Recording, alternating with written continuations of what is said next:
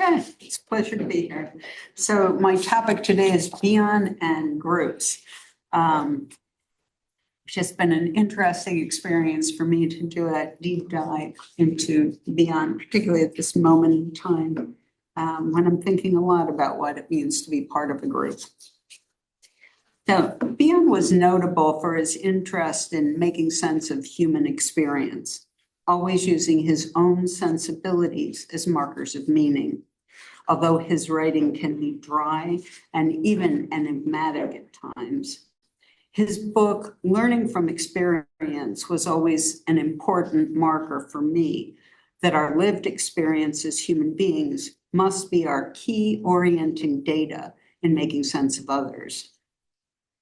This frame of reference is affirmed by what we have learned about early interactions between self and other from the attachment and developmental literatures, and also what we know about mentalization and the reflective functions that are built on our ability to attend to and distinguish our own thoughts and feelings, and to organize them in relation to the context in which they occur.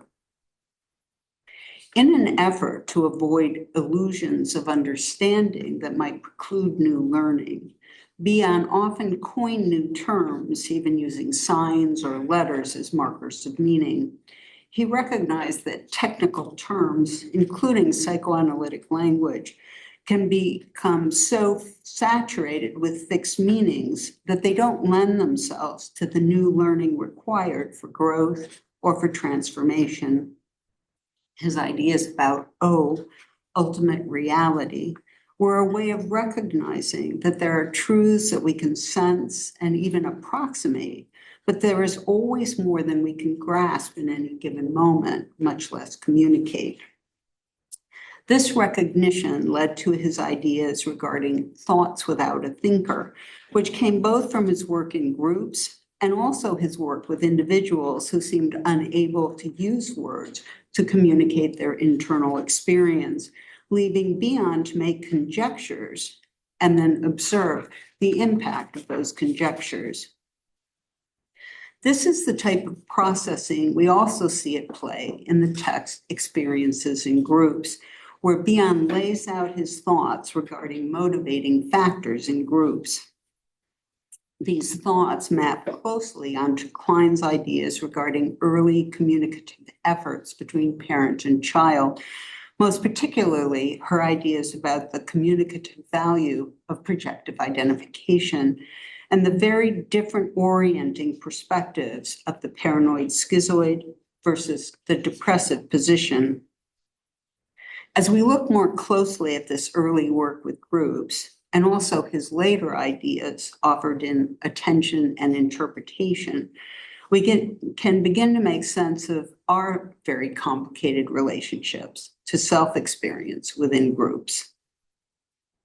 In the introduction to Experiences in Groups, Bion writes, "I am impressed as a practicing psychoanalyst by the fact that the psychoanalytic approach through the individual and the approach these papers describe through the group are dealing with different facets of the same phenomena. The two methods provide the practitioner with a rudimentary binocular vision. The observations tend to fall into two categories, whose affinity is shown by phenomena which, when examined by one method, center on the Oedipal situation related to the pairing group, and when examined by the other, center on the Sphinx related to problems of knowledge and scientific method," end quote. In this way, he recognizes what he calls the central importance of the Kleinian theories of projective identification and the interplay between the paranoid schizoid and the depressive positions, end quote. That interplay, ways in which we shift between these positions, was in addition to what had been conceptualized as a linear relationship in Klein's original work. Bion, however, could see the ways we evade and avoid facing difficult truths as an ongoing, lifelong process, leaving him highlighting the critical importance of being able to mark movements toward either evasion or toward group growth in the individual and also within a group.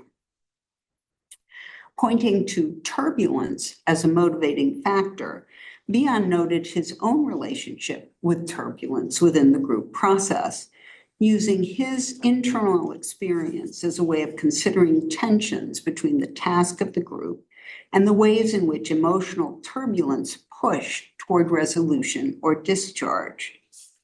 In that regard, he noted two conflicting movements within a group, one orienting toward tension reduction and the other orienting toward the actual task with which the group had been set. The overarching task of group work, he suggests, lies in, quoting, the acquisition of knowledge and experience of the factors which make for good group spirit, end quote. His initial explorations led to the conclusion that good group spirit or group health is linked with a common purpose, clear boundaries, including the relationship between the group and the institutions in which it is embedded, and the capacity to lose members or absorb new ones without losing the character of the group. Additionally, he noted that each group member must have free movement and be valued for their contributions, something we know very well. And that any internal subgroups must have a clear function, and that the group must be able to face and work with discontent within the group. In this way, he recognized that successful group work depends on individual members having what we would now call a role in relation to the larger task of the group. Because of his interest in groups, in 1948, Bion found himself tasked by the professional committee of the Tavistock Clinic to lead therapeutic groups. Whatever the intention of that agency had been, Bion came at the task from the position of psychoanalyst in relation to the group. From that perspective, he used the opportunity to study tensions within groups. But that intention seemed to be at odds with the intention of the group members themselves. Working at providing a psychoanalytic function within the group, Bion tried to use interpretation as a means for communicating with group members his ideas as to what was occurring within the group. All of us who have consulted to groups, however, know from our own experiences how such interpretations might be most unwelcome, which was Bion's experience in his groups. The reactivity he encountered helped Bion to see that, opposing his own ideas regarding his task and role within the group. Group members were looking to him to lead the group in some way, but that his interpretations remarking on this idea seemed to have no good effect. To the contrary, they seem to range from enigmatic to enraging. In writing about these experiences, Bion described a pattern in which initial conversations would fade into silence with the apparent expectation that the leader would do something. Bion confided his anxieties to the group, the sense that he was expected to do something. This statement was met with indignation, leading Bion to ask the group members what their expectations had been. On learning that members had expected that he would somehow take or lead the group, Bion noted that the group had good reason to be disappointed, but that the group also seemed to believe that their expectations were true, leading to the conclusion that his behavior was provocatively and deliberately disappointing to the point of being spiteful. In this way, he could see how projected processes were being fueled by anxieties within the group, lending a paranoid slant to group members' interpretations of Bion's behavior. To resolve the tension of feeling rudderless, one group member tries to take the lead, but the focus is still on Bion's behavior, which is seen as, in Bion's terms, destructive of morale and good fellowship, end quote. There is some discontent within the group over this individual attempting to take the lead, and Bion once again finds himself the focus of hope and also the focus of discontent. He suggests, quoting, that what the group really wants to know is my motives for being present, and since these have not been discovered, they are not satisfied with any substitute, end quote. Bion is left with two major impressions. First, the futility of the conversation in the group, and second, the fact that, quoting, his own interpretations would seem to be concerned with matters of no importance to anyone but myself, end quote. We can think forward to Bion's formulations in attention interpretation and recognize ways in which this early group experience shaped Bion's ideas about the relationship between the group and the person who is both needed and feared because they are projected into as the possible savior of the group. In this early volume, however, we see Bion offering us data from his own lived experience in relation to the group, including his frustrations, insecurities, and uncertainties. His willingness to think about himself as a member of a group in which experiences are being shared helps him to be interested in how the forces impacting him may also be affecting other members. This musing leads him to notice discrepancies between words being said and the manner in which people are speaking and behaving.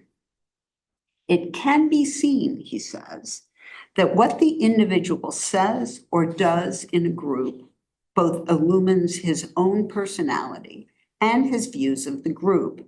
Sometimes his contribution illumines one more than the other. Some contributions he is prepared to make as coming unmistakably from himself, but there are others which he would wish to make anonymously. Then the foundations are laid for a successful system of evasion and denial, end quote. This issue of evasion and denial has become pivotal in Bion's work, notable as a marker of how difficult and even catastrophic the possibility of real change can feel. He marks this ambivalence in his grid, which represents an attempt to provide tools in the form of abstract rules and principles through which the concrete facts of experience might be transformed into useful ideas. The grid is not only a conceptual tool, but also represents symbolically how we process insights. In Grotstein's words, how we unconsciously process new ideas, correlate them with already established ones, and confront the catastrophic change that emerges on the frontier between the new and the old, end quote. This sense of how catastrophic real change can feel is crucial if we are to grapple effectively with the fact of resistance as it plays out in the individual and also in the group. Fighting the resistance tends to exacerbate it, whereas empathic engagement helps make it more tolerable. At least, one is not left entirely alone with it. Bion organized his grid into two axes. The horizontal axis represents the uses or functions that a statement is being made to perform, whereas the vertical axis represents the increasing complexity of the form of the statement. The functions on the horizontal axis are patterned after Freud's early delineations in his paper, Formulations on the Two Principles of Mental Functioning, of attentiveness to versus turning away from stimuli encountered in the external world. Although the statements may be the same in form, the purpose varies, becoming progressively more directed and active as we move across this axis. In column 1, we find simple definitory statements. In column 2, we find statements that are, quoting Bion, known to be false, but provides the patient with a theory that will act as a defensive barrier against feelings or ideas that might take its place, end quote. In this way, column 2 marks the avoidance that can preclude more active thinking about anything that feels as though it might invite what Bion calls catastrophic change. When this type of fear is active in a group, it can be very powerful indeed. Think about your own experience of feeling paralyzed or immobilized within a group in a moment of heightened tension. Recognizing the power of collective emotion is crucial in helping us to reflect on these forces when they are in sway, rather than merely being carried away by them. This is the potential power of our large group meetings, where each individual is charged with trying to offer something back from their own experience that might help us collectively move back toward reflection when times are hard. Think also about how we make use of the type of pairing and within group alliances Bion describes in order to arm our efforts to speak in such moments. In his considerations of his own experiences within these early groups, Bion recognizes that group mentality is often opposed to the avowed aims of the individual members of the group. There is always a tension between whatever satisfactions an individual hopes to obtain from being a member of a group and the actual frustrations imposed by that membership. He says, the point that emerges in all the groups from which I've been drawing examples is that the most prominent feeling which the group experiences is a feeling of frustration, a very unpleasant surprise to the individual who comes seeking gratification, end quote. He goes on to suggest that most resentment is caused through the expression in a group of impulses which individuals wish to express anonymously, and the frustration produced in the individual by the consequences to himself that follow from this satisfaction, end quote. Quoting again, the power of the group to fulfill the needs of the individual is challenged by the group mentality. The group meets this challenge by the elaboration of a characteristic culture of the group, end quote. The group can only be understood, he says, in relation to the interplay between individual needs, group mentality, and culture. These tensions for Bion result in predictable patterns of acting out within groups. He outlines what he takes to be these basic assumptions that arise within groups. The first has to do with a tendency for pairing between two members in relation to, quoting, the basic assumption that people come together as a group for purposes of preserving the group. It takes some time before individuals cease to be dominated by the feeling that adherence to the group is an end in itself. The second point is that the group seems to know only two techniques of self-preservation, fight or flight. He says, clinical observation gives as much reason for saying that the basic assumption is that the group has met for fight-flight as for saying it has met to preserve the group. The latter is a convenient hypothesis for explaining why the group, which shows itself intolerant of activities that are not forms of fight-flight, will nevertheless tolerate the formation of pairs. Reproduction is recognized as equal with fight-flight in the preservation of a group, end quote. Alternatively, he suggests, the third basic assumption focuses on dependence, quoting, that the group has met together to obtain security from one individual on whom they depend. Bion uses his ideas about these basic assumptions guiding group behavior to try to make sense of what otherwise would seem not to make any sense at all. Clearly, appealing to the reason of group members has not gotten him very far. Where then is the sense that is actually driving the behavior that emerges in the group? He conjectures, quoting, "From the basic assumption about groups, there springs a number of subsidiary assumptions, some of immediate importance. The individual feels that in a group, the welfare of the individual is a matter of secondary consideration. The group comes first.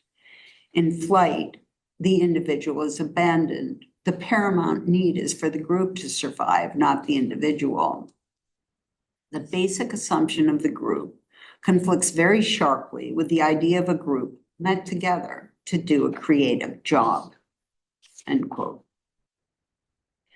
Through these musings, Bion comes to define group mentality as, quoting, "the unanimous expression of the will of the group, contributed to by the individual in ways of which he is unaware, influencing him disagreeably whenever he thinks or behaves in a manner at variance with these basic assumptions. It is thus a machinery of intercommunication that is designed to ensure that group life is in accordance with the basic assumptions," end quote. The group, he finds, moves toward relieving tension at the expense of whatever other goals might be worked toward. Bion then outlines the particularities of three types of groups he has delineated. The dependent group, he suggests, concentrates on establishing the roles between the leader and the group members.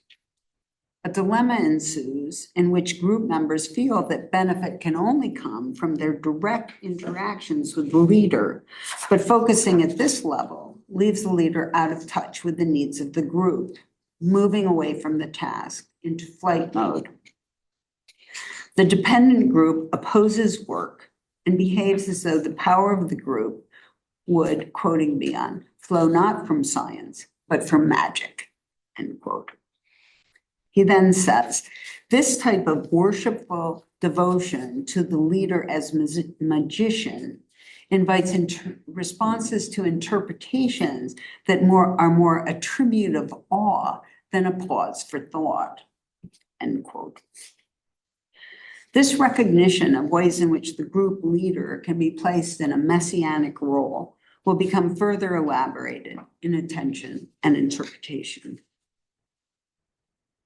Meanwhile, one major dilemma in groups, suggests Bion, quoting, "boils down to the hatred of a process of development. There is a hatred of having to learn from experience at all, and lack of faith in the worth of such a kind of learning." The dependent group pulls towards security, but at the price of growth. This desire, however, quoting again, "for a state in which, without undergoing the pains of growth, he could be fully equipped for a group life, results in a pull toward a group structured for pairing or for fight-flight," end quote. In the dependent group, suggests Bion, security is indissolubly linked with feelings of inadequacy and frustration. He then says, in the fight-flight group, security is tempered by the demand of the group for courage and self-sacrifice, end quote. Whereas in the pairing group, there is the hope that tensions will be relieved by some pairing within the group that will produce the needed relief. This hope is predicated on the idea that there is a, quoting, person or idea that will save the group from feelings of hatred, destructiveness, and despair, end quote. Bion describes these basic orientations with groups as pre-reflective. Basic assumption activity, he says, is instantaneous, inevitable, and instinctive.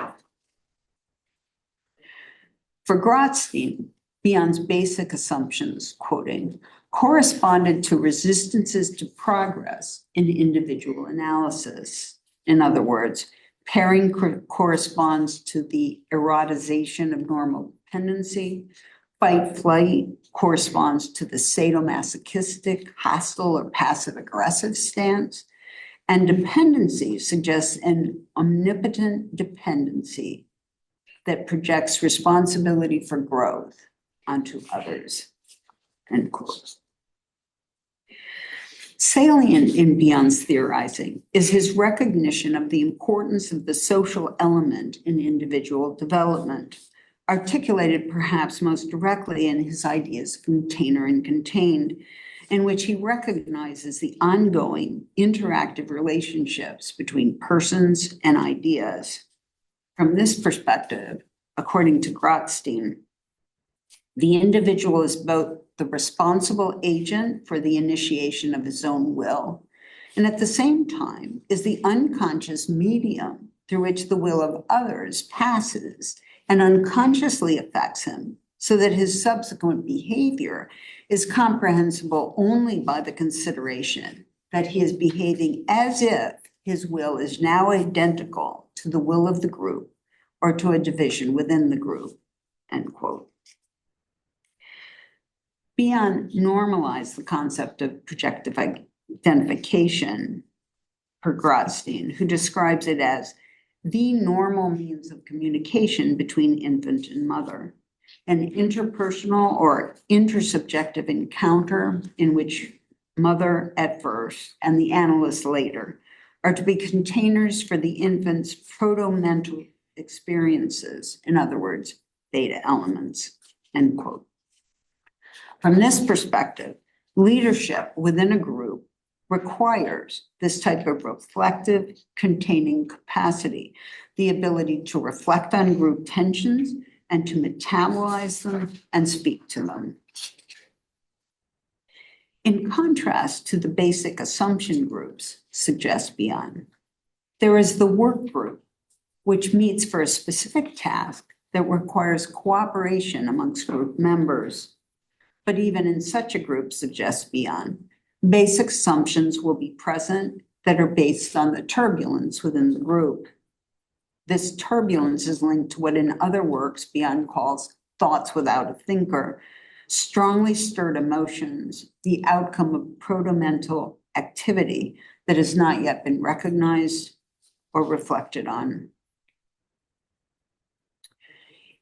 In his review of group dynamics, as he learned about them through these experiences in these early groups, Bion stresses the link between Klein's descriptions of early mental life and the regressive mechanisms found in group life.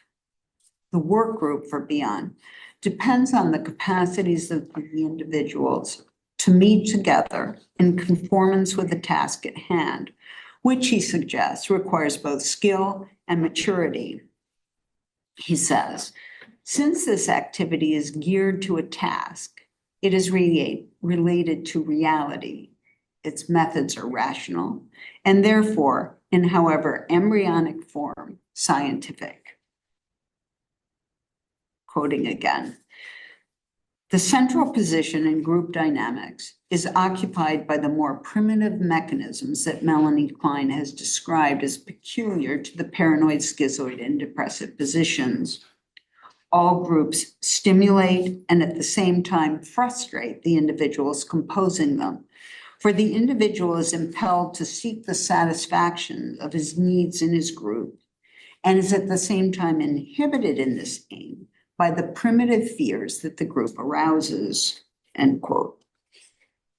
Individuals are also legitimately inhibited by the needs of the group, which in a functioning work group places the goals of the collective above the needs of any individual.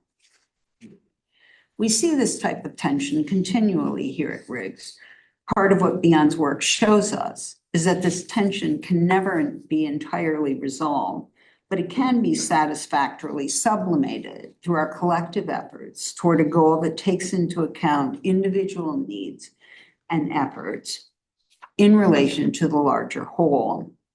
When we're working well, we can recognize and appreciate ways in which individual persons and their guilds contribute to the overall mission.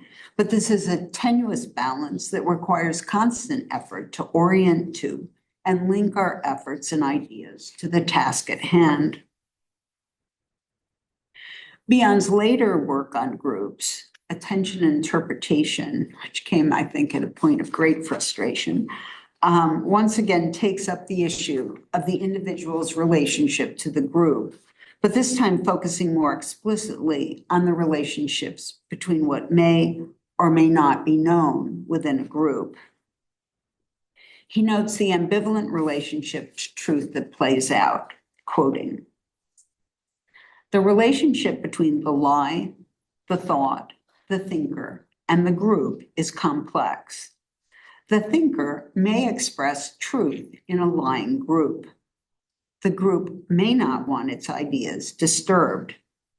The relationship between such a group and such a thinker will be one of envy and hate. If the thinker is expressing lies, the relationship of the thinker to his lies will be parasitic, and lies and thinker will destroy each other," end quote. For Bion, there are truths that exist regardless of our ability to know or recognize them. Being able to intuit such truths requires our ability to coexist with them and sustain or regain the interest or curiosity necessary for new learning. He terms these absolute truths O, suggesting that, quoting, "Since the analyst's concern is with the evolved elements of O and their formulation, formulations can be judged by considering how necessary his existence is to the thoughts he expresses. The more his interpretations can be judged as showing how necessary his knowledge, his experience, his character are to the thought as formulated, the more reason there is to suppose that the interpretation is psychoanalytically worthless, that is, alien to the domain of O," end quote.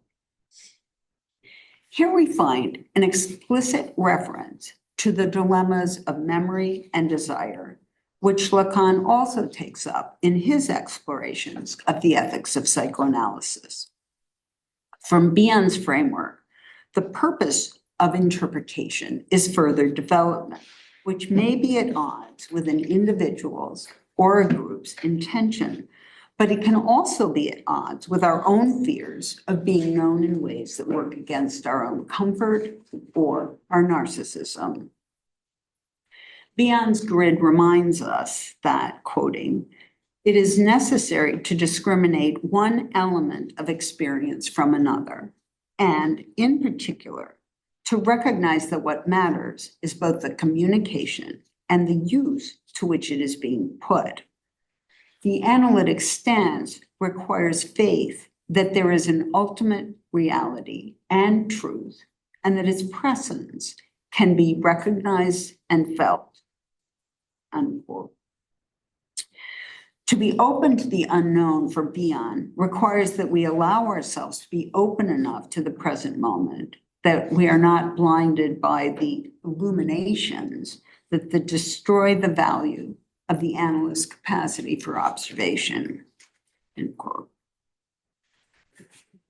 In Attention and Interpretation, Bion explores the relationship between what he terms the establishment, the group that is expected to maintain power and responsibility through dogmatic rules, versus what he terms alternatively the genius, the mystic, or the new idea that is necessary for vitality and for growth. In group life, there is an inevitable confrontation with one's own limits. This recognition of the limits of our omniscience and omnipotence for Bion plays out in the work group in relation to the possibility of a mystic element that might emerge despite our limits as an ordinary person. He suggests that there is a desire for reunion with the God from whom we feel separated, but then there is also a hatred of the group that does not allow direct access to that God or the man who represents him. Because, he says, the group and the mystic are essential to each other, it is therefore important to consider how or why the group can destroy the mystic, on whom its future depends, and how or why the mystic may destroy the group, end quote. He goes on to say, quoting, that the institutionalizing of words, religion, psychoanalysis, all are special instances of institutionalizing memory so that it may contain the mystic revelation and its creative and destructive force. The function of the group is to produce a genius. The function of the establishment is to take up and absorb the consequences so that the group is not destroyed, end quote. In considering the relationship between what is known and what might become known, Bion's recognition of the relationship between container and contained, and between the explicit versus the implicit purposes of a group become important. In this regard, he brings up Freud's formulation of the Oedipus complex. From Bion's perspective, the established rendering of the Oedipus complex has constrained and neutralized it. Thus he asks, quoting, can Freud's formulations be replaced by others that reveal as nearly as possible all the configurations that are similar, and not merely those instances that Freud's formulations were intended to illuminate, end quote. Bion says that because from his perspective, the Oedipus complex and the Tower of Babel story are just exemplars of a wider range of myths that warn against the pursuit of knowledge. These myths, he says, quoting, provide a succinct statement of psychoanalytic theories which are relevant in aiding the analyst both to perceive growth and to achieve interpretations that illuminate aspects of the patient's problems that belong to growth, end quote. If, suggests Freud, Bion, quoting again, Freud's Oedipal theory is used in conjunction with the Eden myth, the Babel myth, and a version of messianic expectation. It can continue to illuminate the mind's workings as it does now, and to display elements of an underlying configuration that widens significantly the area illuminated, end quote. In this way, he points beyond any particular reading of the pattern toward the pattern itself, which he sees as a warning against the pursuit of knowledge through curiosity. This warning or taboo can come in many forms, easily becoming an inhibiting factor in group life. Bion's linking of this taboo with group experience invites us to consider ways in which we fear coming up against the limits of what we might know or learn without inviting disaster. There is something about the dependence of the individual on first the parents and then the social group that can make learning feel dangerous. That danger is likely part of what can become so deadly for the person positioned as the Messiah, quoting. The mystic makes direct contact with God or knowledge, a capacity not attributed to the ordinary member of the group. The establishment must pronounce dogmatically, make laws or rules, so that the advantages of the mystic's communion with God or ultimate truth or reality may be shared at one remove by the ordinary members. Thus, the establishment may fail to do through lack of discrimination. The establishment may fail to do through lack of discrimination, leading to the furtherance of false views or through rigid adherence to an existing framework, so that a parasitic link is set up between the mystic and the group. The life is then squeezed out of the mystic or the messianic idea, or the society is disrupted, end quote. In his formulations of the relationship between the establishment and the mystic, we see Bion working at trying to move beyond some of the impasses he had encountered in his own experiences of group life, which were many.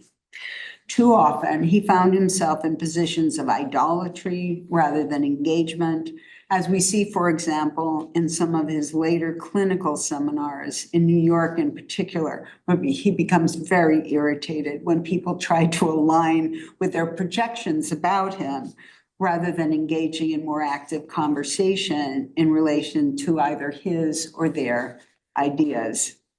Grotstein used to say how irritated Bion used to get when Grotstein wanted to hear what Bion had to say instead of doing the work himself. In this way, we see Bion taking a stand for the importance of learning together rather than banding together defensively to bind our anxiety at the expense of being able to learn anything. The dual volume, Building on Bion, Roots and Branches, edited by Lipgar and Pines, looks at the origins and extensive impact of Bion's work on group theory and practice. In the first volume, Lipgar highlights Bion's ongoing efforts to be a constructive leader, one who could invite creative work from group members. Lipgar offers a view of Bion as a unique individual who shares his thoughts and feelings as a means for encouraging others, quoting, to take their own feelings seriously and to gain self-awareness, end quote. In this way, his group work follows the values Bion describes in relation to the goals of psychoanalysis to enhance the individual's capacities to feel, to think, and to dream. As we see playing out in our work with patients and with one another, when we speak from the truth of our own experience within a group that is oriented toward tension reduction, there is always the risk of being killed off. But there is also the possibility of others joining in to speak from their own experience, even, or perhaps most importantly, when they have a differing experience. When two separate minds meet and engage reflectively, there's a greater possibility of learning something beyond what we already believe we know. This learning from one's own and from another's lived experience is at the heart of psychoanalytic exploration and also integral to the type of cooperative effort that guides a successful work group in keeping to the task at hand. At Riggs, we know all too well ways in which good intentions can go awry. Keeping in mind the fact of those good intentions when they're most difficult to imagine helps us keep our faith in this unlikely project that has been saving people's lives for over a century. Thank you.